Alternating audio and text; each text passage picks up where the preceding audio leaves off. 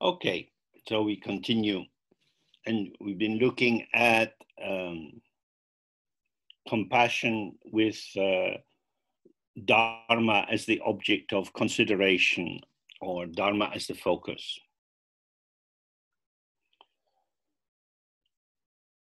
Generally, we can say Dharma is good.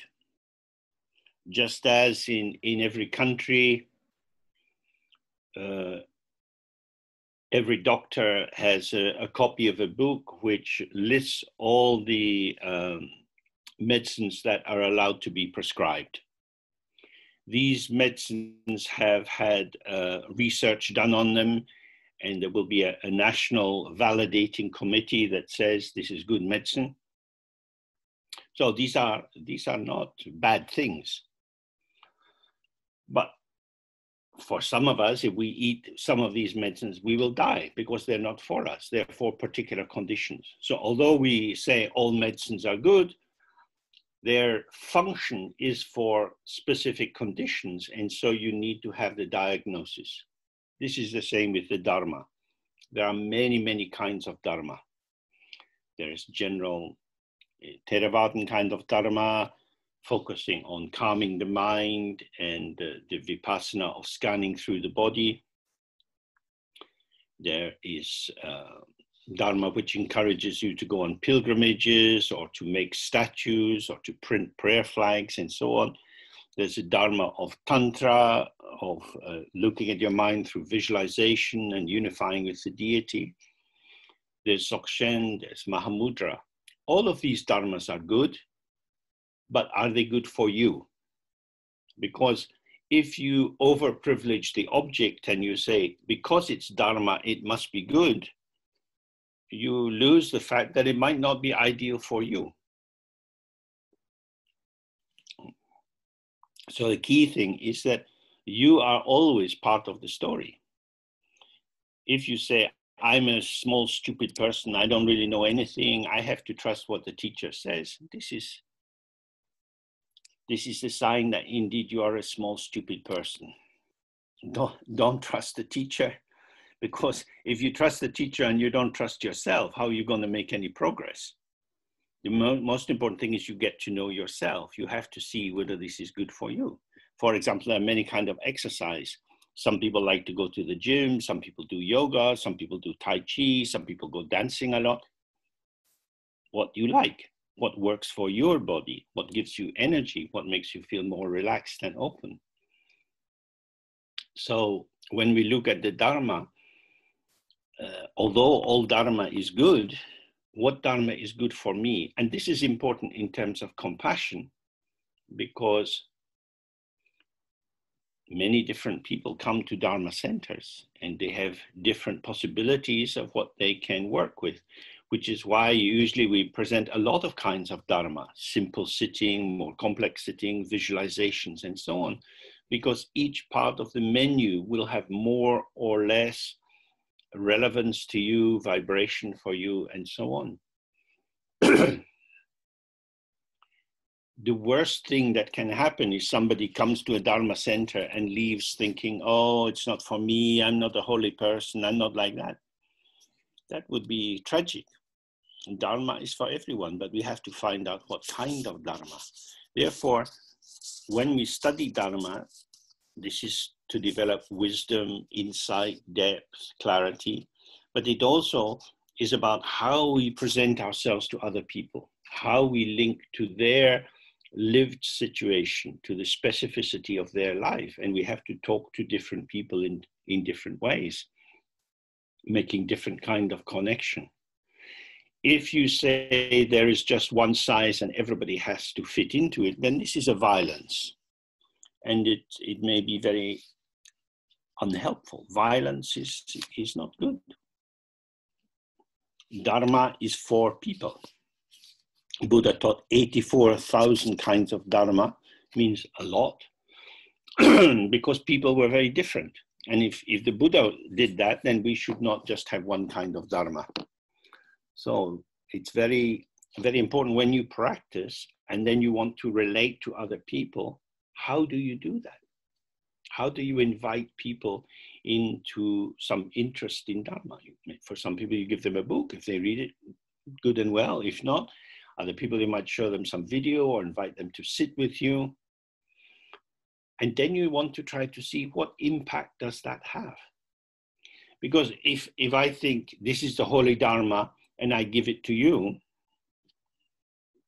and you don't like it, then it's easy to say the problem is with you. From the Buddhist point of view, object is pure, subject is pure. The problem is the relationship between the two, that I misunderstand you. So if I take a dogmatic position and say my understanding of Dharma is right, you have to follow me, you have to do what I say, this is very crude and very rough. We want to always to fine-tune things and to be as harmonious as possible and to find the living texture of the other. There are infinite ways of Dharma. My teacher, Siya Lama, said you should give examples of anything in life, anything. It could be business, it could be medicine, it could be sex, it could be cooking. Always give endless kinds of examples so that something will ring true for other people. So this is something we can all practice, because when we do the Dharma and we see that we get some benefit from it, then we can reflect, many people don't have any access to this. Why don't they have access? Now, one answer would be, oh, they don't have the good karma to make contact with Dharma. But if Dharma is hidden, then you would need to have very, very good karma. For example, if you have gold and you keep it in a bank vault, then the thief would need to have the very, very good karma of having a big oxyacetylene burner to burn through the outer wall. They would need to have the skill to unlock the door of the safe. So that's, not everybody has these skills. So if you hide Dharma, not so helpful. On the other hand, some Dharma is said to be secret. The reason it's said to be secret, like we say Sangak, secret mantra Dharma, is because it's not something which is directly in parallel with the world. In Tantra, we are wanting to transform the experience of the world into the experience of the mandala, so that when you see people in the street, you're not thinking that's a man, that's a woman, that's a dog. These are all forms of Tara or Padmasambhava. This is not an ordinary way of thinking. The ordinary way of thinking, this is a man, this is a woman, this is a dog. So if you want to protect the integrity of the vision which you are open to through receiving the initiation, then you need to keep it very close to your heart. Because if you talk about it with other people, most people will say, oh, come on, you're stupid. It's a man, a woman, and a dog. This is not any goddess. A man, a woman, and a dog. Interview the dog. What's the dog going to say? Woof, woof, woof. What's that holy mantra? Shut up, go away.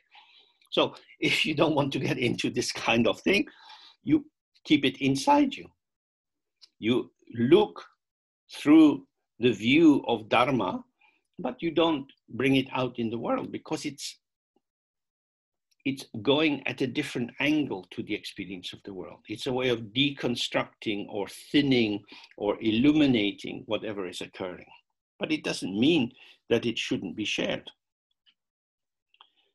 Siya Lama always said, if you have interest, that's all. That's the only entry ticket for Dharma, if you have interest. We're not trying to sell it to other people. We're not saying this is very wonderful and this will change your life. We don't know if it'll change your life. We say, if you have interest, I will do my best to help you find a way into Dharma. But the way you come into Dharma will be your way. It won't be anyone else's way. We are not clones. We are not puppets. We are not wanting to mimic something and become artificial in pretense. We have to find our way. And finding your way means that you stay close to yourself and observe how you resonate or don't resonate with particular forms of Dharma. as I was saying before, the worst outcome would be to say, I can't do this. This is not for me. And then leave the whole of Dharma. What you can say is, this kind of practice doesn't really suit me. What else could I do? That's one of the functions of the teacher. You can say, this is my life. This is my profile. I've been trying this practice. It doesn't work. What should I do? Traditionally in Tibet, people would say, do more, do more, do more, because they say the Dharma is right. In the West, that's probably not very helpful. Firstly, we don't have time to practice all day. Secondly, we are much more individualistic than people in traditional Tibetan culture. The profile of ourselves with our particular interests and developed capacities and so on are very important. Some people are very artistic, they have a refined aesthetic sensibility, and they may have a deep capacity for visualization, and therefore Tantra would be an ideal path for them. For other people, it's not like that. They need something more simple, like outer forms of Dzogchen. Dharma is for people because people are Buddhas. Dharma is not for Dharma. It's not about you becoming a servant of the Dharma. Otherwise, what you do is you project your own Buddha nature into something outside yourself and become very small. This is not helpful. We all have Buddha nature, so how do we make this shine? So by exploring the field of Dharma, being curious, going to see different kinds of teachers, and observing yourself, does this fit? Can I really give myself to this? Because we have a life, we don't know how long it will last. We're going to die. When we die, we want to have some light and clarity and freedom of movement. So our, let's call them for the moment limitations. Our limitations, the particular patterning of ourselves, need to be respected. This is my profile. It is not my truth. It is not a true definition of who I am, but due to causes and conditions, I find myself manifesting these habitual patterns. Okay. So what shall I do? Then we have to find what will be helpful and accommodating for that. We have to look. We have to see. And the key thing here is to look without judging. Judgment takes us to a conclusion. This is right, this is wrong, this is good, this is bad, I'm making success, I'm not, and so on. We want to simply see. So you go for a walk in the park, different kinds of trees, different bushes, and so on. They're just colors and shape. There's no judgment. You say, this is the most beautiful tree in the park. This is your idea. You appreciate that tree. That's wonderful. But what it means is you're blind to the other trees because, every day I go to the park, I go to my tree, my favorite tree. I love to stand underneath it. The bark is so sweet. It's just a wonderful tree. Yeah, what else in the park? This is not equal opportunity employer. This is bigoted prejudice. So whenever you make something special, just inherent in that is the fact you make other things not special. Our approach is to develop equanimity, which means that you work with the specificity that works for you, but not making it special or good. Nothing is special. Everything is valid. All the medicines are good. They're just not good for everyone. So what will work for you? So as we engage with Dharma, it breaks my heart. Sometimes people, they come and they say, I've been doing this practice for 12 years and I'm not making any progress. So why did you do it? Oh, I went to see this Lama and he said, you must do this. So, well, why did he say that? I don't know. He just said I should do it. Do you know anything about the Lama? Oh, he's in this lineage. Oh, in that lineage, they always do that practice. That's what they do. So if you're born in Dortmund, you probably support the Dortmund football team. Supporting the Dortmund football team may be a very bad idea. You may be on a high road to tears and despair, but that's just the luck of being born in Dortmund. So if you go to the local monastery, they say, oh, this is your yidam. Why? Why? Oh, because you're born in the village. Oh, so where I'm born in the village determines the practice I should do all my life. You know, these things happen. So you have to look for yourself. It's not that you are the king or the queen. It's not that you are the marvelous person who needs this special haute couture, hand-stitched dharma. But if the dharma doesn't fit you, that lack of ease in the practice, that lack of extension into the practice with an open heart and a clear mind will not be very helpful. So having established that Dharma is useful for us and feeling that it's illuminating, we then can think, as we did before, about all the beings in the 6 realms. They don't have access to Dharma. Even if you say Om Mani Padme Hum 10 times in front of a cow, it only says moo. Say, no, darling, not moo, om. When you go moo, you go the wrong way. Om, moo, going in the wrong direction. You try with me. Come on, lovely cow. I love you. You are a Buddha. Om. Not possible. Life is like that. So the cow is trapped in cowness. The bird is trapped in birdness. We human beings are very lucky. We're not at the top where life is very easy. We're not at the bottom where life is very difficult. We have a chance to experience different kinds of possibilities. So then we think, they don't have that. Therefore, I will work for them. So this is a further encouragement to do your practice and to remain in the practice. The key thing is that we should be in practice all the time, 24 hours a day, sleeping, walking, eating, whatever we're doing, we should never be apart from Dharma. Now, if Dharma is something artificial, some foreign thing that's come from the East, and you're sticking it onto you like a kind of patch, that's not going to work, because you have to remember to do the practice. If you have to remember to do it, it's not integral. It's not part and parcel of you. You might need to remember to brush your teeth, but you don't need to remember to have teeth. The teeth are there. Cleaning them, that's an additional thing. That's something that has a beginning, a middle, and an end, but your teeth are just there.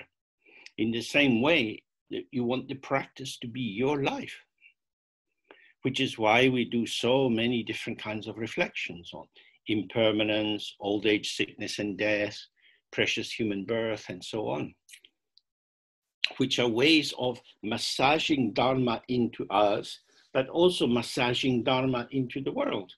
So if you've been reflecting on impermanence, when you go for a walk, that's what you see. You see the clouds moving in the sky, you see the leaves moving, and you think, oh, everything's changing, everything's changing. This is in the process of existence.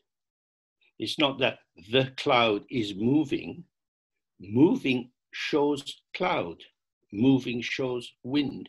Moving shows walking, talking, breathing. These are all expressions of movement. Then Dharma becomes something natural or integral, which can be maintained. So the more we do Dharma, we can have great sadness for those who don't have that experience. Even in the human realm, there are so many cultures where people grow up into worlds of violence and hatred. The fact that they're born in this family means that they have definite enemies, they have blood feuds or racial feuds, different kinds of religious feuds between Protestant and Catholic, between Christians and Muslims in Africa. There's a lot of situations in which your family or racial identity determines the trajectory of your life. There is no opportunity to reflect and have another view. And if you tried to have another view, you would be in trouble. If you are in Pakistan, for example, and you decide to become Christian, this is very bad news. They call it apostasy, giving up the faith, and it's a reason for being killed.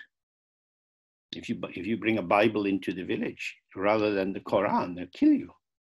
Why? Because you have betrayed the one true faith. So in Dharma, we don't say one true faith. We say there are many different methods. What should I do? Have a look. Have a look. How will I know? How would anyone else know? How would anyone else know?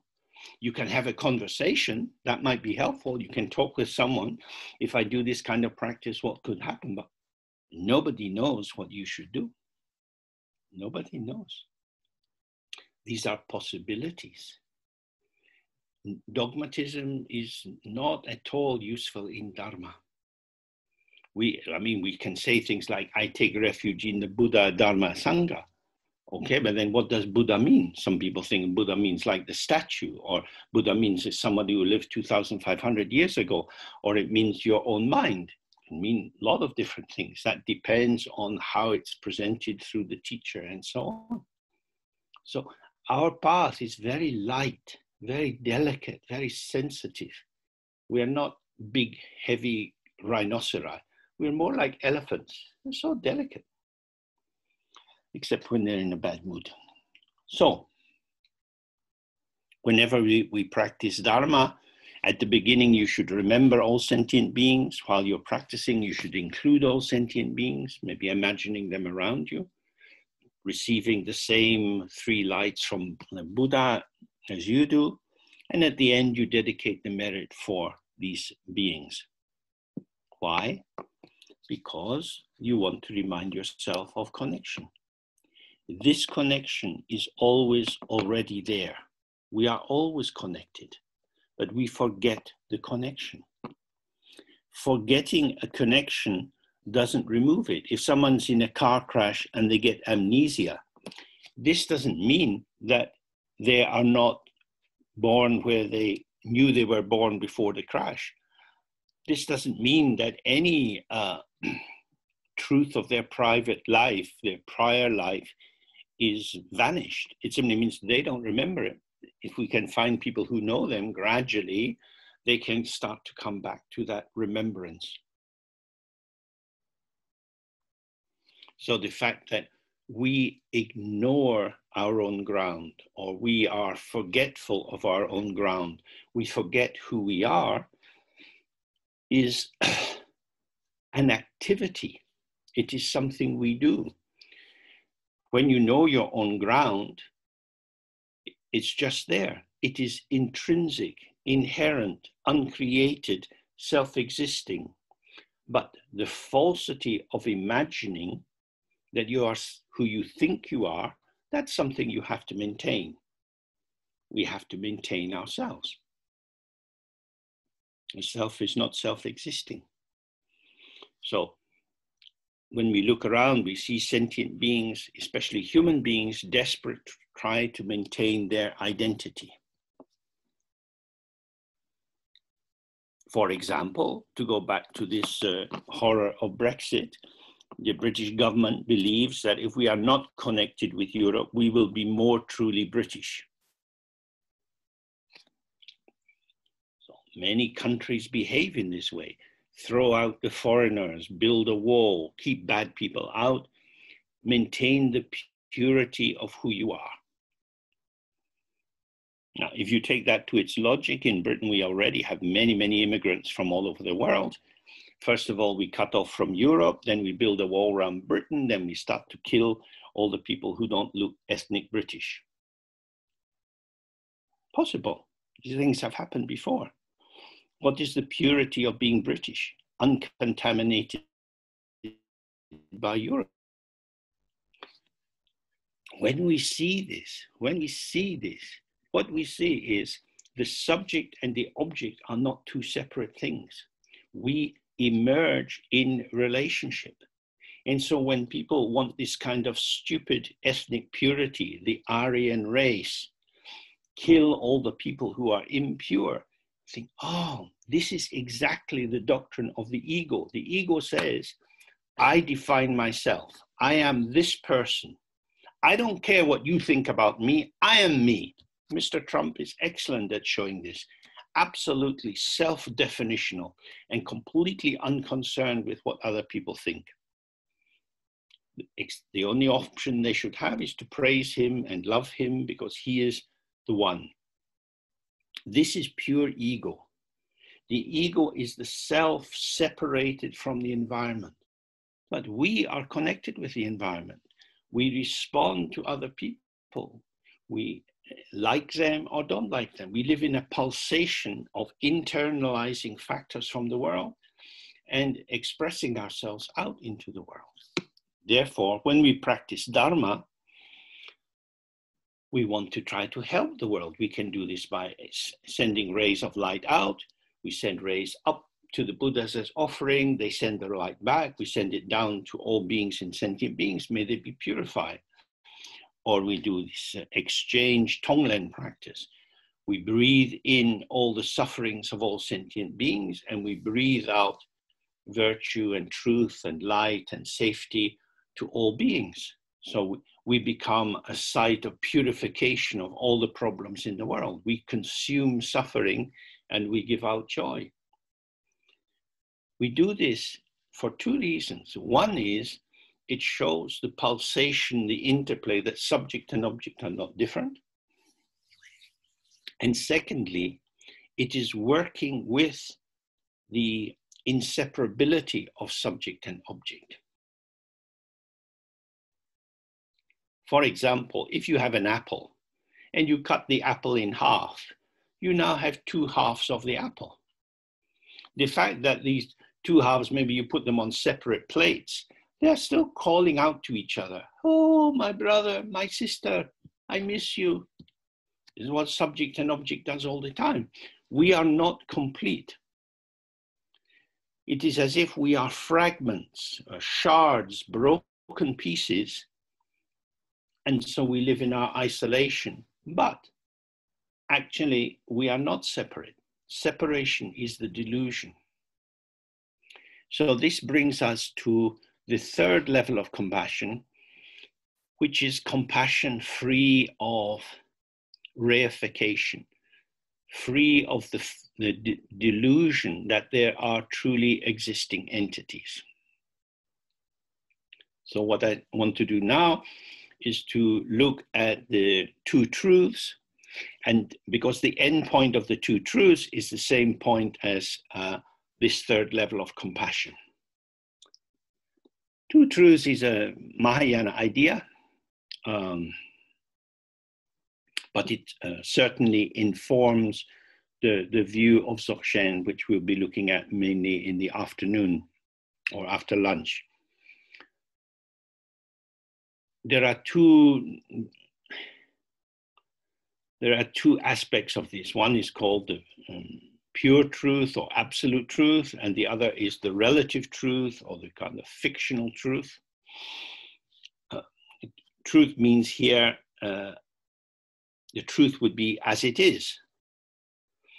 The fictional truth or the relative truth is as I take it to be, as I imagine it to be. And the relative truth has two aspects. The first is what is called the impure relative truth. That is to say, I see you and you are separate from me. But I don't see you very clearly because my gaze towards you is mediated through this veil of the five poisons. So when I see you, I like you. I don't have to analyze why I like you. As soon as I see you, I think, oh, I like you. So, or I see someone else, I think, I don't like you. Or, oh, I'm jealous of you. Or I'm better than you. So these kind of positionings arise from the first of the five poisons, this mental dullness. It means the dullness of seeing entities as separate and entities as having inherent self-nature. There are things, and these things exist in and of themselves. So I like you, I love you, you are so special, you're amazing, and this amazingness is you. You are the one. So this is, you are filled with this specialness. I can tell this. Other people may not see it, but I see it because I see who you really are. This is the romantic discourse. So my gaze is mediated through love or desire or lust. And on the basis of that, I see these qualities in you. I don't recognize this is my projection, my invention. I take it as inherent. In the same way, maybe I don't like you. It could be on the basis, I hear your name. I think, oh, you're one of them. Oh, now I'm very suspicious. Oh, I can tell in your face. Oh God, I don't want to have you in my office. I hope you don't get this job. All kind of prejudice starting to build up because it's coming through aversion, anger, rejection. You are bad. Who is bad? This person is bad. Let me tell you about them. I know a lot about them. So what you have now is an accumulation of ideas about the person.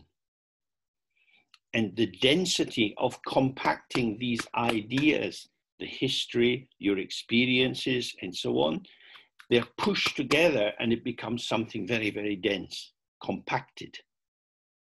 And this seems to be true. Don't trust them. No, no, no, never trust that guy. Never, never. So now I'm sure that I see the truth. So this is called impure relative truth. Something is there and it's full of qualities and I see the qualities. You can see how this functions economically, politically. Most wars are based on this. It's a very, very dangerous delusion that we have, that people are what we imagine them to be. So there's a lot of blindness or dullness in this. I don't recognize that I imagine that this person is horrible. I am convinced of the truth of my belief and the actual status of the other person are completely the same. So this kind of bigoted view is especially reinforced when you spend your time with people with the same bigotry. That's why you see with these extreme political parties, whether on the right or the left, they tend to spend all their time with each other because they all confirm to each other that we are right, we are right, we are right.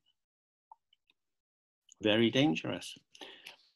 Now, the way to get out of impure relative truth is to be out in the world and to look and listen, and you see, oh, you don't have the same perception as me. You don't have the same idea as me. So now I have a crossroads. How come you think this and I don't think that? The easy answer is because you are stupid. That makes life so easy. I am right and you are stupid. That's a quick one. But if I think, oh, maybe you're not stupid, then I have to put in this horrible question, why? Well, why do you think that? And then you give your account of what you see and say, oh, I don't see it that way. So now we have two different views, and then we wake up, oh, this is relative truth. What I see is relative to my existence, and what you see is relative to your existence. This is why it's called pure relative truth, because you start to see it is relative. In impure relative truth, you think it's just true. So, okay, so if that's how you see it, and this is how I see it, maybe I shouldn't be so confident. Maybe I should be a bit more tentative, a little bit more, okay, let's see, let's kind of check it out, let's try to find a way. So by entering into pure relative truth, you become more flexible, more pliable, and also, and very importantly, more willing to change your position, because you think, oh, I hadn't noticed that before. Maybe the construct that I had made about this person or this religion or this way of painting, for example, could be an art school. You might hate constructivist art. You might hate rap music. And then suddenly you hear something, you think, oh, that's not so bad. You open yourself to the possibility that an idea or an experience which seems contrary to what you take to be true is also valid. So by allowing this otherness, the otherness of the other, it allows the selfness of the self to be de-essentialized. So you just think, oh, well, maybe that's just what I think. Maybe that's just my idea. I don't know. Okay, so now we can start to connect, because I'm interested in how you think, how you feel, what sort of sensation arises in your body. I'm actually having to pay attention to you because I don't know how you are. I don't know who you are. That is to say, I'm starting to see that there is more to you than who I think you are. So now this is a very beautiful thing, because I'm now giving you the freedom to express yourself, and simultaneously I'm freeing myself from the burden of being the one who has to know everything. You just listen to Donald Trump. He's a very, very fascinating man, because he is always right. He's always justifying himself. He's always the best, the quickest, the strongest. He knows everything. That must be very, very exhausting. It's very lonely if you're the only one who's right all the time. He doesn't really need other people except as an audience to clap and confirm to him. Whereas we, ordinary people, we can rely on other people, because we say, I don't know how to do that. Can you help me? I don't think I'm completely stupid because I don't know how to do it, but I can appreciate you know how to do it. So if you help me, that's good. I appreciate you. Thank you. We have gratitude. We have interplay. So that's the level of what they call pure relative truth, which means subject and object have a truth to them or a reality to them, but it's not immediately infused with the five poisons. That is to say, instead of having a hot, passionate flavor massaged into the perception, my gaze can be cooler. And cooler here means appreciative, because I'm not full of my feeling, which I then project into the object or the other person. I can actually receive the other person as they are. I'm now starting to have accurate perception. However, it's still mediated through the idea that the subject and object are real. In order to purify this, we have to awaken to the understanding of emptiness. So, emptiness is a strange kind of word. It means that whatever we see, taste, touch, smell, whatever we encounter in any way, empty of inherent, is in itself, from itself. So, for example, when you go to buy an apple, you see, oh, I'll buy that one. That somehow that apple's taken your eye. Now you've got an apple. The apple got to the market stall through the farmer's delivery, was picked from the tree. So the apple and the tree were very connected at one time. Without the tree, you wouldn't have the apple. But when the apple was picked from the tree and put in the basket and then taken to the market, it is as if it has become something in itself. And when we look at the apple as an entity as something sealed inside itself. It doesn't need anything else. It's just an apple. We are oblivious to the chain of cause and effect which have given rise to it. And if we keep the apple and we don't eat it for maybe 6 weeks or something, it will start to rot. Particularly maybe if you put it with bananas and so on, which can ripen other fruits. Now the apple is rotting. Now you want to eat your apple and you go to pick it up. It's all soggy and horrible. It's still an apple. It's a rotten apple, but I don't want a rotten apple. I don't want an unripe apple on the tree, and I don't want a rotten apple. I want a proper apple, which is the apple between being unripe and rotten. This is a kind of little period in which the apple is a proper apple, a real apple, my apple, and before and after, it's no good at all. So there we see the relativity of the apple for me. The unripe apple is fine. There's nothing wrong with an unripe apple. I only say it's ripe in terms of my taste buds. So when we start to see this, we think, well, what is the ripe apple has to do with me? It is, in my opinion, this apple is ripe. Sometimes before the farmers go to pick the apples from the trees, the birds are already there. If you get an early winter, it's a bit cold, the birds are hungry, they start eating the apple. It's not exactly right, doesn't have exactly the amount of sugar they want, but their beaks can get into it, and they start to eat the apples. It's ripe for the birds, not ripe for me, but it's ripe for the birds. So it's relative to whether you're a bird or a person. It's relative to the farmer, whether they have enough people to pick the apples from the trees and so on.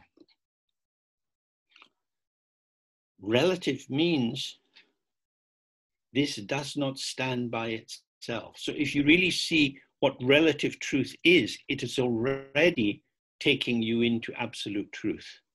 What you take to be something in itself is not. For example, you meet someone. Oh, this person, I don't know, we'll call him Mark. Mark is wonderful. I like Mark. I really like Mark. I think I love Mark. I want to be with Mark. Now we're getting into a proper relationship. It's really good. I think there's a real future. Mark and me, sounds good. This weekend, I'm going to visit Mark's parents. Now I meet mother of Mark. Oh my God, how is this possible? If I stay with Mark and Mark loves his mother, I'm going to have to be with this bloody woman. This is impossible. I want to get my scissors and cut a little circle around Mark. I want to de-mother Mark.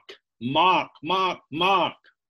That's all I want. I don't want his mother. I don't want his father. I don't want his brother or his sister. I want Mark. I love Mark. This happens a lot in relationships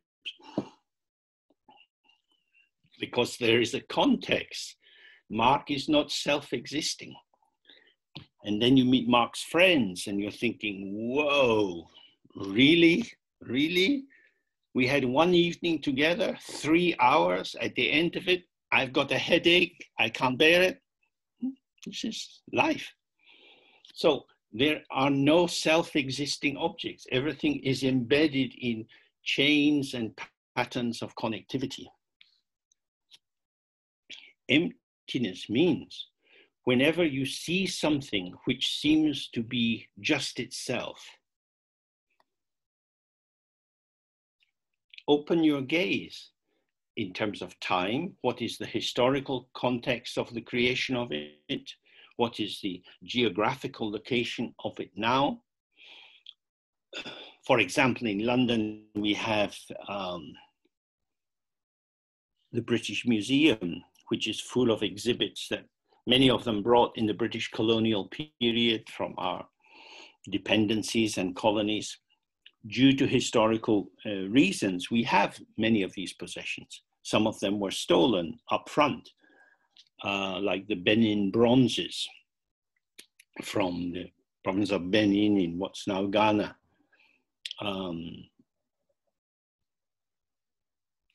When you see them in a museum, they're just there. They have a little bit of cardboard with some writing on it that tells you this is from this century, it's from that location, but it doesn't tell you we stole it, who's the person who stole it, why did we steal it. Nowadays, people are going into the museums and looking and saying, this is a fruit of slavery, this is a fruit of exploitation, this was a military mission. Many local people were killed in order to bring this to the museum. So what is being exhibited is the nasty, cruel, selfish people in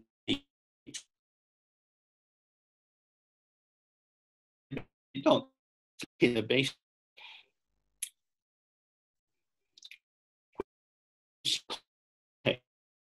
Some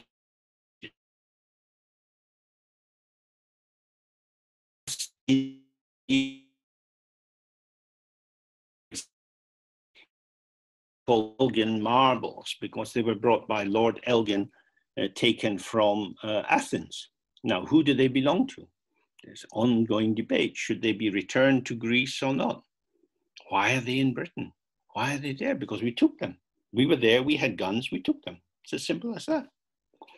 Who do they belong to? In English, we say finders, keepers, losers, weepers. Winner takes all. So there you see something is given a kind of identity, and it seems to be okay because you decontextualize it. As soon as you decontextualize it, it's part of an ongoing narrative. Everything is in a narrative.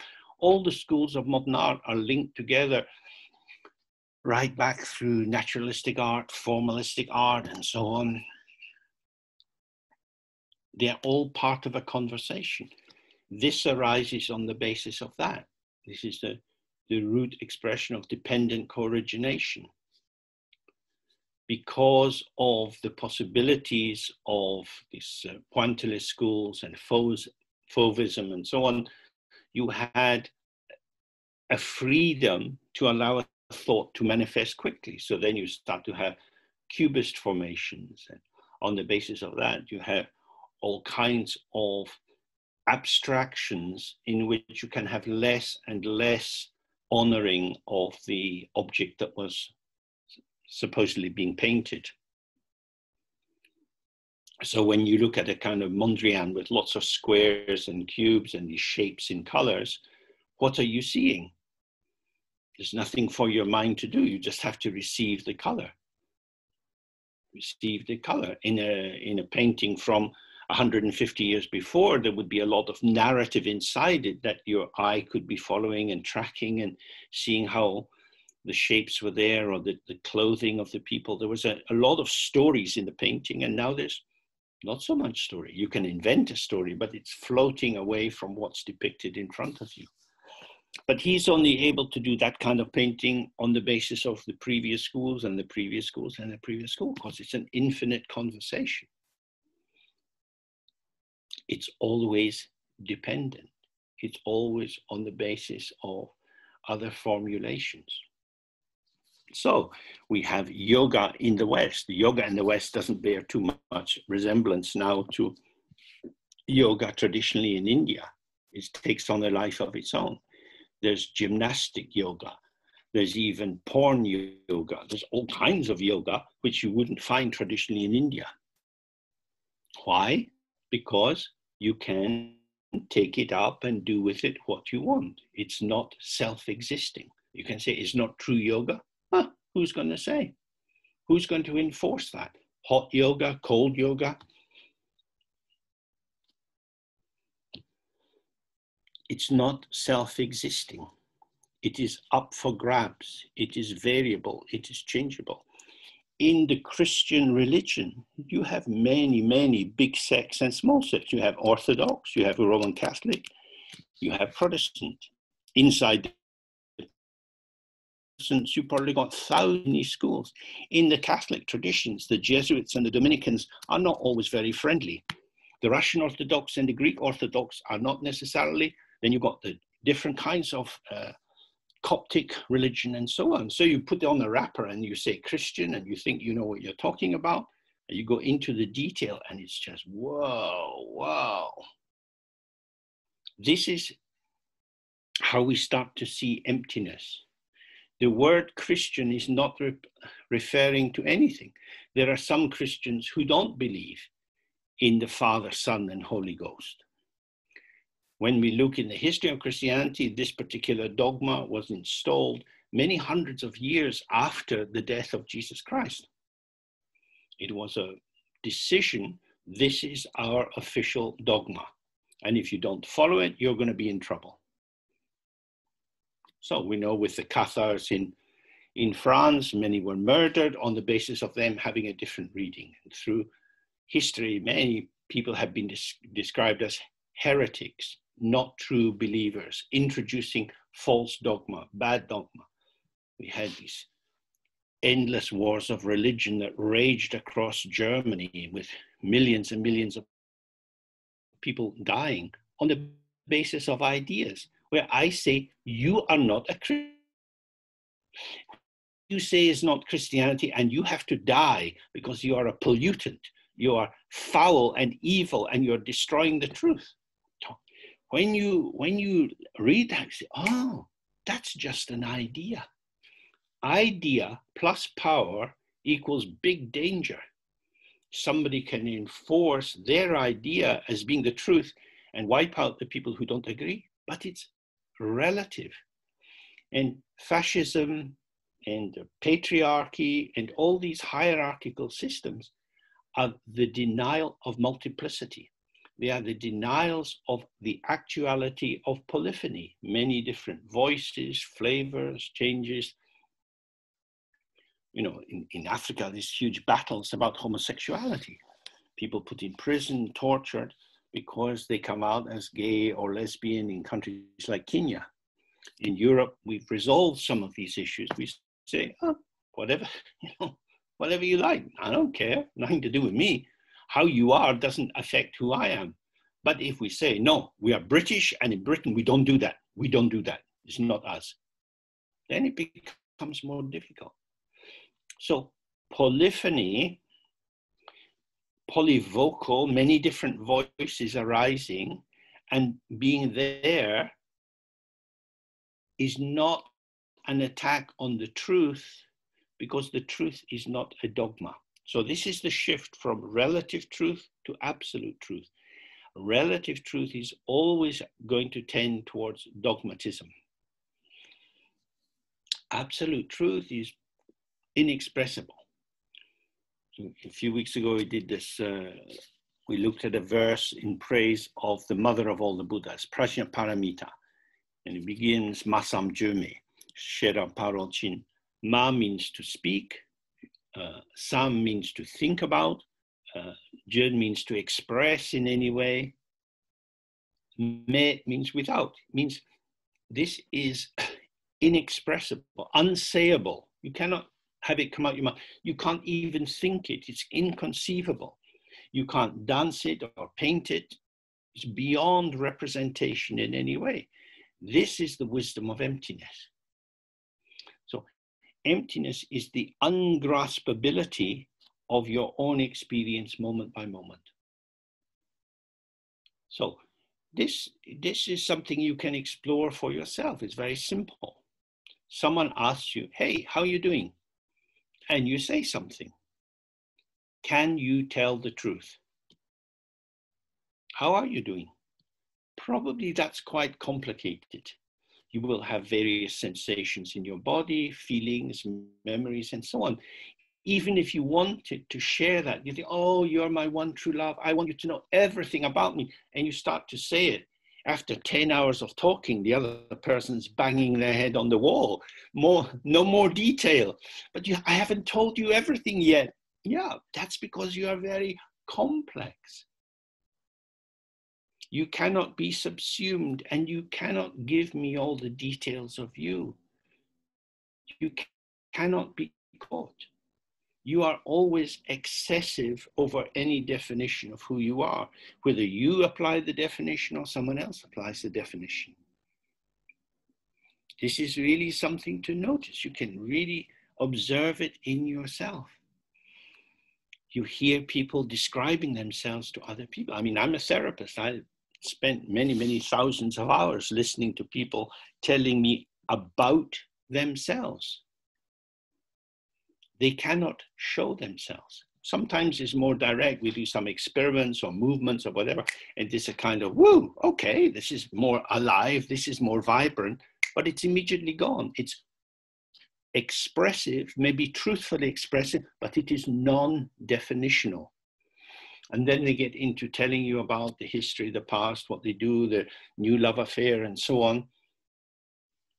Non-definitional. You cannot define people. You cannot catch them.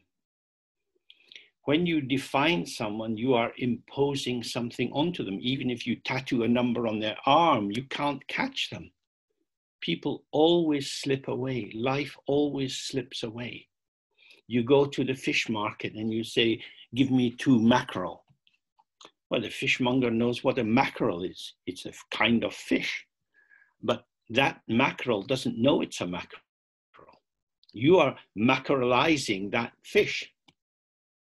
All the fish knows, I'm dead. What the fuck? I was swimming about in the water. I got caught in a net and someone stuck a knife and cut me open. Bloody hell, this is shit. No, you're a mackerel. You're delicious. What do you mean I'm delicious? Don't eat me. I'm a mackerel. It's like that. We tell the world what it is, and then we imagine that our words, our ideas will catch them inside. So this is where we see how absolute truth, or which means the truth as it is, not fabricated, not invented, not projected, not interpreted, but just the immediate, simple quality of something. For example, flowers. In the springtime, when you go out in the meadow and you see flowers, little fresh flowers, there is a simplicity to them.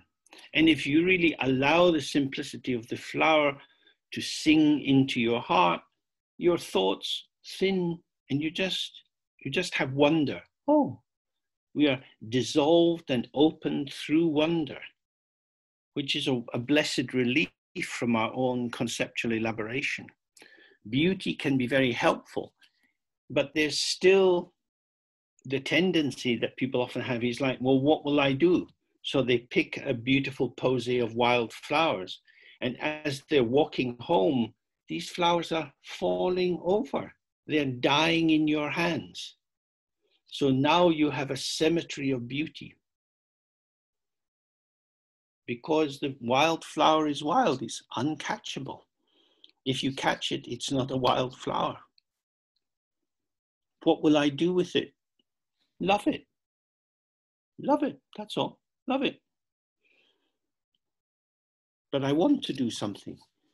Because I love it, I want to have it. Ah, now it's getting sick. I need you. I want you. Do you want me? Okay, we've got each other. Who have you got? Who have you got? You've got your idea of who the other person is, and they're always slipping out, slipping away, slipping away. People are uncatchable. Flowers are uncatchable. Clouds are uncatchable. You can't catch things as they are. What you catch is your idea about them. Catching is mental activity. It is not phenomenological. Phenomena are beyond capture. Ideas are always catching each other. There's a saying, thinking is linking. You need a thought to link with another thought, with another thought, with another thought. And that's how we build up these pictures. So just to unpack the nature of this naming, it links with the idea of ignorance. Many of you are familiar with this, so I say it in a brief, focused way.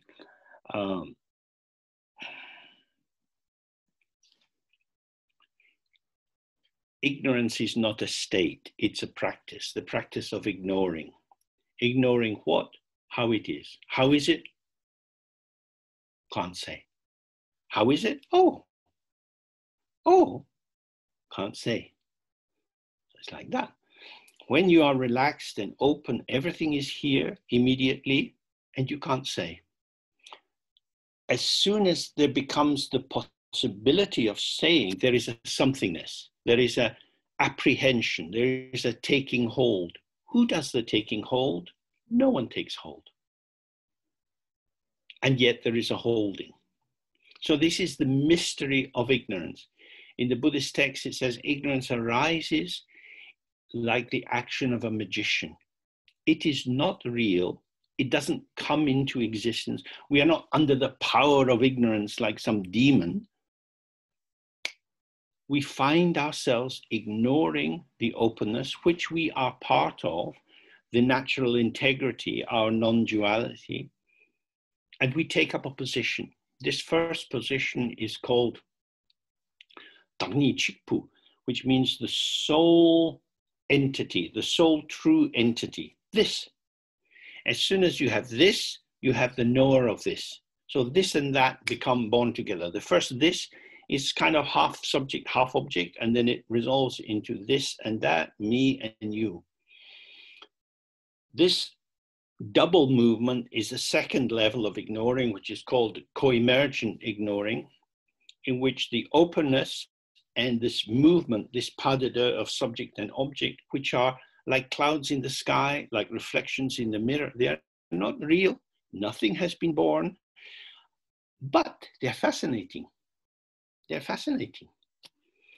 Sometimes you know, in the summertime, you can go outside, maybe with a friend, you lie on your back, you look at the clouds and you see, oh, there's an elephant. Oh, look at that house, look at that palace. Whoa, it's fascinating. What are these things? What is this? It's nothing, but it's fascinating. So here we have the imagination creating something which catches it. And the more you imagine, you have a thickening object side. And in the apprehension of this, you have thickening subject side. I can see that now. Oh yes, now I get it. Subject real, object real. So separation and thickening. That's the second aspect of ignoring. Then the third aspect is what's called the ignoring of naming everything or applying an identification method for every phenomena. This is where the cognitive capacity is turned up and you start to manipulate concepts. I really like this kind of apple. So now there's a formulation of kinds of apples, family of apples, and there is this particular kind. So among all apples, I know that this one belongs to this particular variety, and I like it. So I have more detail, more nuance on the subject side. This is my particular favorite apple. There is this particular apple, which I select from the many, many varieties of apples. And this is my favorite. So I'm now able to create hierarchies of value, and I bring the things that I like close to me and try to keep them and push into the background the things I don't like. So a great deal of the perceptual field is irrelevant. It's just irrelevant. You walk down the street, so much you don't see because you're thinking about something, or you're looking at the cars, or you're looking at the people, whatever it is. Your gaze is fixated. You've locked on to a particular bandwidth of significance. And if things fit inside that, they register for you, and the other things don't register. So what you have now is selective attention operating inside a field organized around the essential difference of subject and object. On the basis of that, I, existing inside my form, the form of this life, look out through my senses, I see objects, and I have an intention towards them. So the first of these 4 factors of karma is, I am real and this is real. Duality, that's the basic structure. Now I have an intention, I want to get close to you, I want to kiss you, or I don't like you, I don't want to be in the same room as you. Liking, disliking. So on the basis of that, I make a movement towards you or away from you. This is the 3rd level where there is a contact. So the contact, if I really don't like you and I don't want to be in the room, the contact point comes when I go out the room and I slam the door. Fuck off, I'm out of here. So that's still contact with the object, except it's contact as aversion. Then the 4th aspect is to be satisfied with the outcome. I'm glad I walked out when I did. That was enough, more than enough. Why did I stay so long? So I know what I did. I'm happy about what I did. Enough. That's it. So then you have a kind of invested density of experience, which of course creates a pattern, a tendency.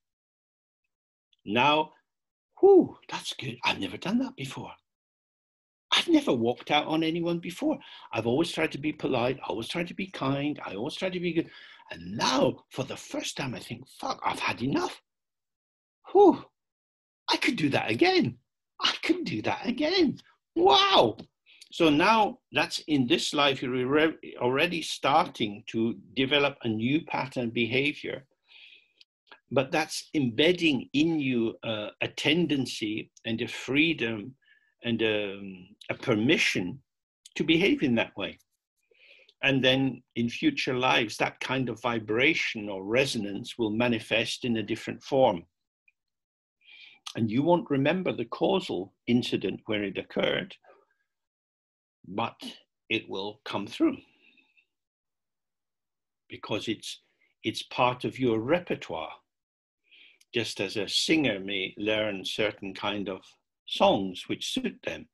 In the world of opera, there are many arias, but not every singer is going to be particularly good at singing Tosca or something like that. They don't have the emotional density for a role like that. So just as different singers will bring up certain pieces of the global repertoire and avoid others, we emotionally, some people are more desire-oriented, some people are more pride-oriented, we'll have these particular tendencies, and we all have these. So this ignoring comes about when we think, but I'm just like this. I don't necessarily want to be like this, but this is me. I think I've always been like that. You know, I had a word with this friend I was at school with, and he said, hey, James, you know, God, you were like that when you were 10 years of age. Oh, well, that's me then. That's me. So it now is as if how this expression is coming is grounded in me. Because there is this defined and defining me, this is acting as my private ground. This is the base out of which I manifest. So if we go back to this first of these aspects of ignoring, everything is open. This is the ground of everything, which is just open, fresh, illuminating, with many different possibilities arising and passing. None of them become something, but there is a clear showing of everything. The ground of everything is ungraspable. This is emptiness. This is the view of Mahamudra and Dzogchen. But when I think of myself, I am my own ground. You just think, hey, I'm James, I'm me, come on, I'm me.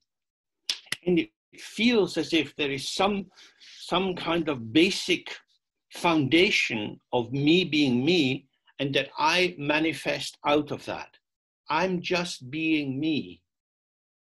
Listen, you know who I am. You know what I'm like. Don't be surprised. I'm just being me.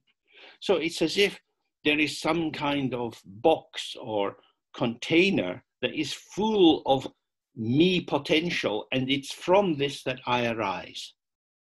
So now you can see how inherent existence starts to operate. That's what it means. It's a funny term, inherent existence.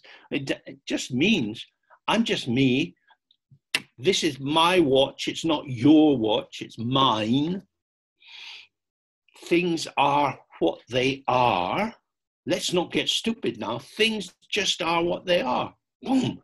And it seems obvious. It seems true. There's nothing much to think about. It's just a given. It's just how it is. And in fact, it's a whole chain of constructions, of beliefs, of interpretations. So we end up believing a story which has been formulated out of the ever-increasing complexity of our own behavior. The self is a construct. My personal identity is a construct. My openness, my bright mind, my warm heart, these are intrinsic to the ever-open ground. They are not things. They are radiances. They are rays. But when you consolidate it, when it becomes me being like this, I can define me and I can define you, then you have impure relative truth. Thin it to pure relative truth.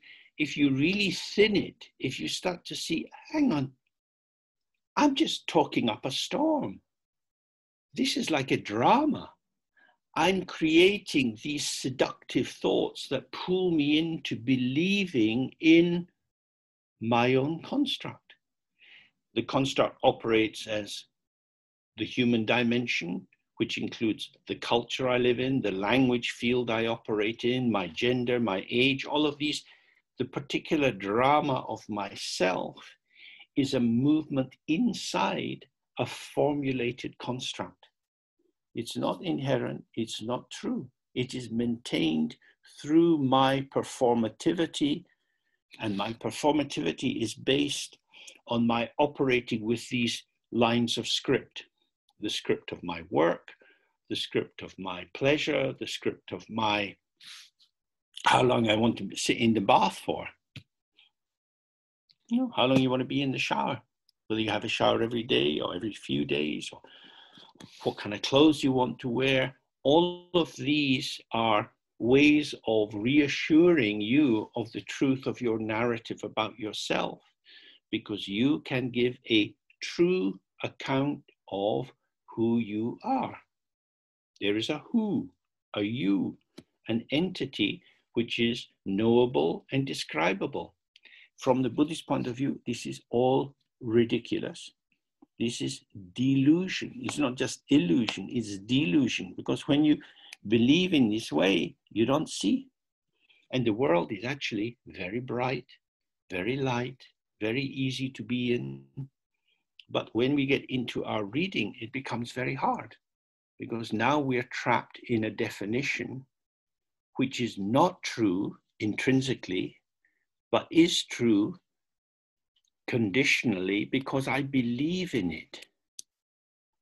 I believe in it. So you can see with the American election, people believe very different things. It is incomprehensible to liberal-minded people why anyone would vote for Donald Trump. It's inconceivable that this mad, psychopathic narcissist, how on earth can he be the president? But he is the president. The world is not what you think it is. Your thoughts are not worth a bag of beans. You go into the bank and say, I've got 1,000 thoughts. I'd like to convert it into pounds, please. Say, okay, just sit there and we'll call the ambulance. Thoughts are not worth anything except when you exchange them with people who are addicted to thoughts. And we're all addicted to thoughts. And we have a special addiction. We are addicted to Buddhist thoughts. And our Buddhist thoughts are the best kind of thoughts. So we are very, very lucky people. So we're going to have a break now for an hour and a quarter, an hour and 15 minutes. And then we come back and look more directly at Dzogchen, and we do some practice together. Okay?